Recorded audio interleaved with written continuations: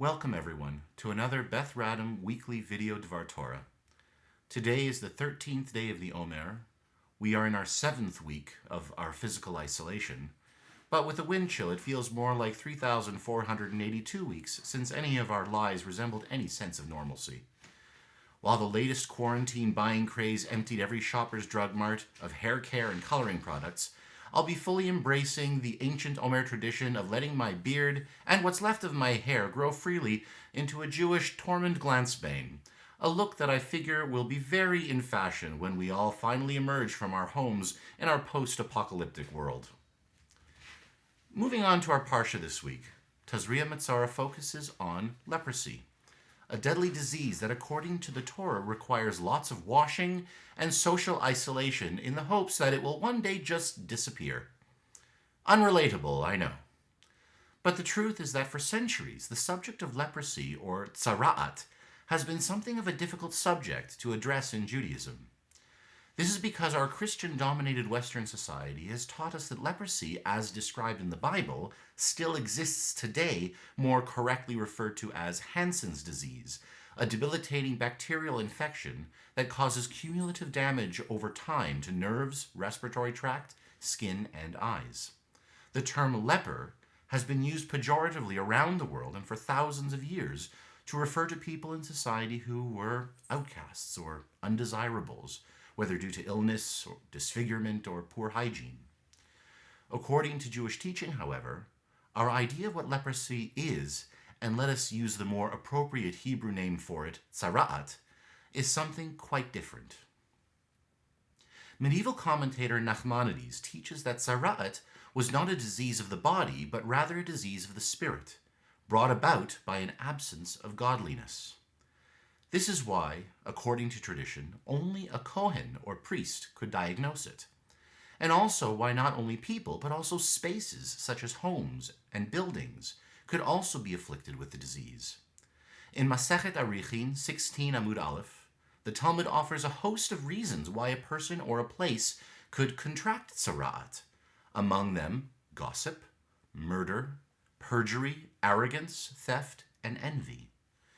In a way, it is easy to see how each of these even behaves in a similar way to a disease, as something as seemingly benign and harmless as a bit of juicy gossip can worsen as it is communicated to more and more people, and before long, you get a whole community that is sickened by it.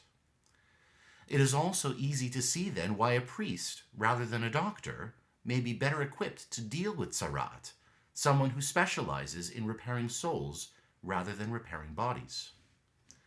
Of course, if you've been watching the news as addictively as I have these days, you've probably seen a few modern-day priests try as they might to deal with the coronavirus. Just watch televangelist Kenneth Copeland try his rather creative approach. COVID-19! COVID-19!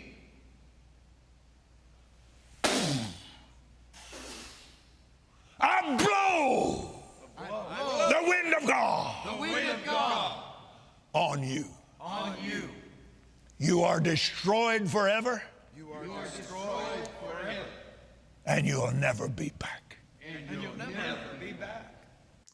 On the one hand, this truly makes me want to laugh, but on the other, it makes me wonder if 6 feet of social distancing is really not enough anymore. Of course, the real heroes here are all of the frontline medical workers who are risking their lives caring for patients with COVID-19, people working in grocery stores, risking their own safety in order to keep the shelves stocked with food and supplies that we all need in order to keep ourselves safe. But the truth is that there is indeed a spiritual dimension in which this virus is afflicting us as well.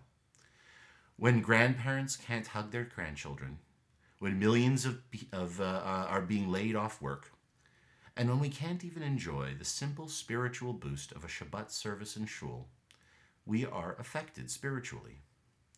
This means that as bizarre as Kenneth Copeland's methodology may be, that he actually has the right basic idea, which is that we continue to fight COVID-19. While we continue to fight COVID-19 in a physical way, we must also fight in a spiritual way. To that end, the Committee on Jewish Laws and Standards, the CJLS, the rabbinic body that guides conservative Jewish communities on matters of religious law, has declared that this is a Tzara'at hadachak, which means a crisis situation. But more importantly, it is a term in Jewish law that has the power to change around some big rules, similar to a government declaring a state of emergency. Last week, we recorded a full Yizkor service at the synagogue, complete with Shem Hashem and Mourner's Kaddish, and published it for our members online. This week, for the first time, our shul community has invoked this ruling in order to create our first virtual minyan, so that those who are sitting Shiva can say Kaddish. Without question, there are still more spiritual needs in our community to be met, such as how to celebrate this year's dedicated and brilliant young crop of B'nai Mitzvah, who I must personally applaud each and every one for their commitment to their learning, their resilience, their patience, and their understanding during this unprecedented time in all of our lives. To them, I say that without question, we will figure out a way to celebrate these wonderful milestones in your lives. Maybe not right away, maybe not in the way you had originally envisioned, but we will celebrate with you. And it will be a celebration that comes with an amazing story to tell your own grandchildren about someday. We do these things especially at a time like this because coronavirus is not Tzara'at. It was not born out of an absence of godliness. It may affect our spirit, but it is not a disease of the spirit. We know this because even though our spirits may be suffering, they are clearly fighting for us and not against us. When a Kohen diagnoses a house or a building with Tzara'at, the Torah tells us that if it appears uncurable, the building must be demolished. As oftentimes places that are focal points for gossip and arrogance and envy will always be so unless they are destroyed. By contrast, this pandemic has only shown us that the spirit of our community is indeed strong, and that its power and influence extends beyond our synagogue building and can be manifested in any place where it needs to be. So with that, I'd like to remind everyone out there listening to this message that our shul is here and ready for you if and when you need it in this Tzara'at hadachak, this time of crisis. Our community's collective spirit is ready to travel wherever it needs to be. Stay healthy and safe, and have a Shabbat Shalom.